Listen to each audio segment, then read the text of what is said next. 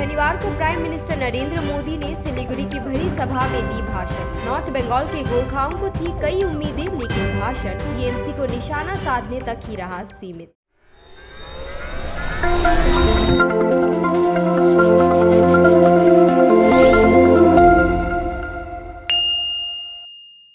शनिवार को प्रधानमंत्री नरेंद्र मोदी ने सिलीगुड़ी के कावाखाली में भरी जनसभा के सामने भाषण दिया। लोकसभा चुनाव काफी नजदीक है और इस बीच 10 दिनों के अंदर उनकी वेस्ट बंगाल में ये तीसरी विजिट थी। बड़ी तादाद में लोग प्रधानमंत्री से उम्मीद लिए उस भीड़ में मौजूद थे और नॉर्थ बंगाल की गोरखा भी उनकी मांगों के लिए कुछ अनाउंसमेंट की आश लिए उस सभा में शामिल थे। प्राइम मिनिस्टर ने अपनी भाषण की शुरुआत इस प्रकार की कि सभा में मौजूद सभी जनता काफी खुश थे, लेकिन उनकी स्पीच जैसे जैसे आगे बढ़ी वे टीएमसी और कांग्रेस पर निशाना साधने लगे और अधिक टारगेट बनाया गया वेस्ट बंगाल की रूलिंग पार्टी टीएमसी को। संदेश खाली इंसिडेंट का जिक्र करते हुए उन्होंने सीधा टीएमसी पर निशाना साधते हुए कहा कि टीएमसी ने संदेश खाली की महिलाओं को इग्नोर किया है। उन्होंने टीएमसी को करप्ट और एंटी वुमेन पार्टी कहा। प्रधानमंत्री ने ये भी कहा कि टीएमसी का काम गरीब की कमाई को लूटना है। इसके अलावा उन्होंने उज्ज्वला योजना, मनरेगा और ऐसे ही कई इश्यूज की चर्चा करते हुए टीएमसी को टारगेट किया, लेकिन गोरखाओं की उम्मीद कुछ और ही थी। उन्होंने सभा में ये जरूर कहा कि बीजेपी हमेशा गोरखाओं के सामने आने वाले चैलेंजेस और डिफिकल्टीज के प्रति सहानुभूति रखते हैं और उनके हित के लिए कार्य किया जा रहा है, परंतु गोरखाओं की उम्मीद कुछ इम्पोर्टेंट अनाउंसमेंट की थी। आज से 9 साल पहले भी इसी प्रकार प्रधानमंत्री मोदी ने एक सभा में गोरखाओं को कई आश्वासन दिया था, जिसके बाद से लोग उम्मीद लगाए बैठे हैं। उस वक्त उन्होंने कहा था कि गोरखाओं का सपना उनका सपना है, लेकिन आज इतने सालों बाद भी उनकी मांगे पूरी नहीं हुई। न उन्हें गोरखालैंड मिला और न ही उनकी 11 कम्युनिटीज को शेड्यूल्ड ट्राइब का दर्जा मिला, जो उनकी 2 मेजर मांगे हैं। लोकसभा चुनाव से ठीक पहले की गई उनके इस विजिट में उन्होंने वेस्ट बंगाल के महिलाओं के हित के लिए ज्यादा चर्चा की और उज्ज्वला योजना के तहत महिलाओं के लिए गैस सिलेंडर का प्राइस भी 100 रुपये कम कर दिए। इनके पूरे भाषण और इस सभा से यह साबित होता है कि लोकसभा इलेक्शन में वे महिलाओं का वोट्स लेने की कोशिश कर रहे हैं। सभा में उन्होंने गोरखाओं को आश्वासन जरूर दिया, लेकिन इस बार उनका मेन टारगेट शायद नॉर्थ बंगाल की महिलाएं थी। दार्जिलिंग के एमएलए नीरज जिम्बा से मीडिया द्वारा जब पूछा गया कि प्रधानमंत्री ने गोरखाओं के लिए कोई अनाउंसमेंट क्यों नहीं किया, तो उन्होंने कहा कि सेंटर द्वारा काम किया जा रहा है, जिसकी जानकारी सभा में दी गई। लेकिन लोगों के मन में यह सवाल है कि इतने सालों से सरकार बस काम ही कर रही है, पर गोरखाओं के लिए अब तक बीजेपी कोई ठोस कदम क्यों नहीं उठा रही।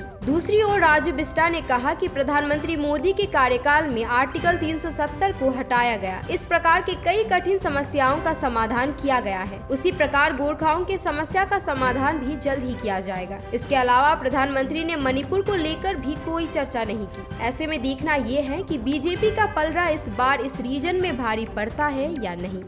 नॉर्थ बंगाल और सिक्किम की खबरों के लिए फॉलो करें और सब्सक्राइब करना ना भूले द कॉर्ड भारत को। खबरें हमारी, साथ आपका।